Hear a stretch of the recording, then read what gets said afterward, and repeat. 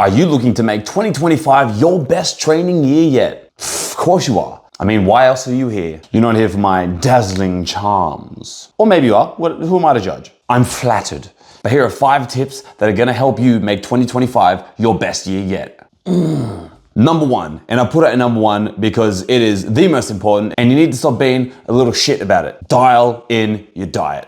Now there are a few nuances with this. One, we gotta figure out what your actual goal is. In terms of competition, what weight class are you competing in? Do you need to drop much weight? Are you trying to lean bulk in the off season? Doesn't matter, whatever it is, track your food. Do it now, start now. We need to track your calories and we need to track your macros, your proteins, your fats, your carbohydrates, all that good stuff. Too many people that I've spoken to, I'm like, hey man, what are you doing? And they're like, oh, I need to lose X amount of kilos to do this, or I need to do that. And I'm like, oh yeah, cool. Are you tracking your calories? Where are your calories at? I don't know. Well, how the fuck can I help you? Don't be stupid, track your food. And also have a structured plan of your eating. The human body does an amazing job of adapting to your lifestyle. So if you drop a few calories and then you just sit on there for a while, your body's just gonna be like, oh, hey, this is the new normal. And then you're gonna have to drop more calories and try to keep the same amount of protein and stuff. And eventually that can only go so far. So similar to your training, you need to have implemented diet breaks, phases of lean bulking, phases of cutting. All I'm saying is have a plan, have some structure, and don't be stupid about it. Treat your diet like your training. It's just as important, if not more. Number 2, get some proper sleep. I don't know about you, but sleep is pretty good. I love sleeping. I've got kids, so my sleep is... it's all right. You should be aiming for 7 to 9 hours every night. They usually say 8 to 9 hours. So last year at some point I had a chance to really kind of like fine tune how much sleep was the best for my body. I just let myself sleep as much as I could and then I would get up and train and do whatever. And I found that about 7-ish hours was probably the best for me. I could have 7 hours sleep and be perfect. And since then, I have used that as a guide to dial in how much sleep I'm getting. And the important part is, don't stay up all night playing Call of Duty or Marvel Rivals, even though that game is really good. We don't talk about that. Once again, you need some structure. So what I do is if I'm like, I need to wake up at this time to get this amount of sleep, I make sure that I'm in bed off all my devices prior to that for at least half an hour. Some people say more, but you'll find what works for you. All I'm saying is don't get slack with your sleep. It is critical. Recovery is important. Speaking of recovery, number 3, have some rest days. I know what you guys are like, especially you MMA guys, especially you wrestlers, all right? I respect the work ethic. I do, I love it. But rest is important. And I'm not saying you must rest every second day. No. Most MMA guys, most wrestlers, you be training 6 days a week, multiple times a day. All I'm saying is maybe at the end of the week, have a day where you rest. You let your body recover.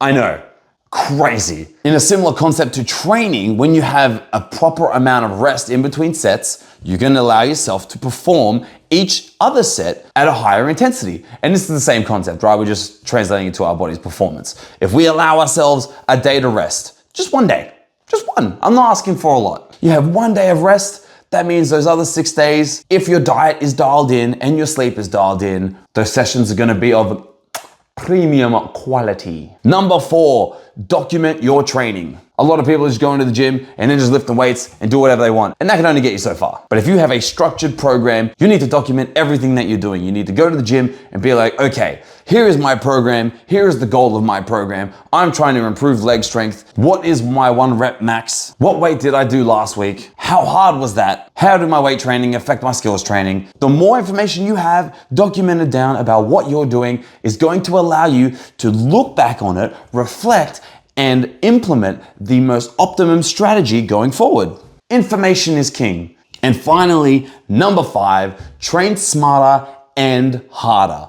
Like I said, we do want to rest, but we need to make the most of the time that we are training. And the biggest problem is, especially with MMA guys, where you have so many little facets of training you need to do. You need to do your striking, you need to do all your grappling, you need to do your strength training, you need to do your endurance training. These are all different assets that we need to make the most complete fighter.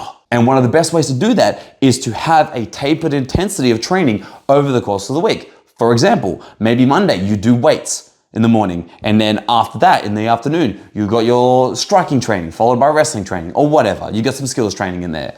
On the Tuesday, maybe you have just jiu-jitsu in the day. So you don't have any weights, you only have jiu-jitsu. So it's a bit lighter on intensity that day because you only have one training session. Then the next day you fucking smash it again. Another weight session, some cardio or whatever, maybe a conditioning day followed by some boxing. Then you have another day, maybe you go for just some like zone 2 cardio. You use that as like a lower intensity active recovery day. Maybe you followed it up by some just like some mobility work and some drills. Then the next day you hit it hard again, 2 sessions a day. But you see what I'm saying? We need high intensity days followed by moderate to low intensity days, and we just go in between all those. If you train at 100% every day, it's gonna go like this. And when it goes like that, your performance in the gym, therefore translating to the fight, is gonna turn to shit. So if we allow ourselves to taper the intensity, every day where the intensity is higher, we can perform higher. Can you take me higher? Another thing to take into consideration is to prioritize training modalities.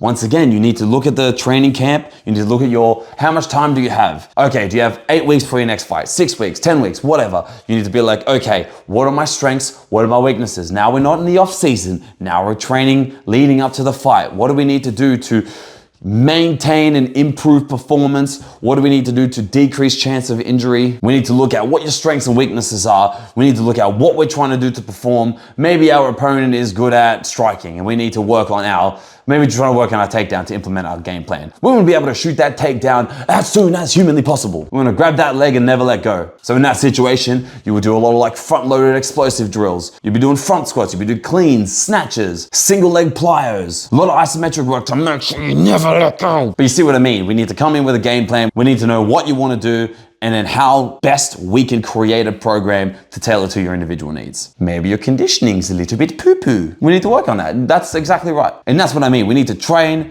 according to what we're trying to achieve. So there you are. There are 5 tips to help boost your training performance. 2025 is gonna be the best year yet. Don't let it slip through your greasy little fingers. Hold it tight like a single leg and never let go. One of my goals in 2025 is to be more consistent with YouTube stuff. So if you like this video and you want to see more of that goodness, make sure you like and subscribe, leave a comment and tell me your goals for 2025. And let's train hard, fight harder.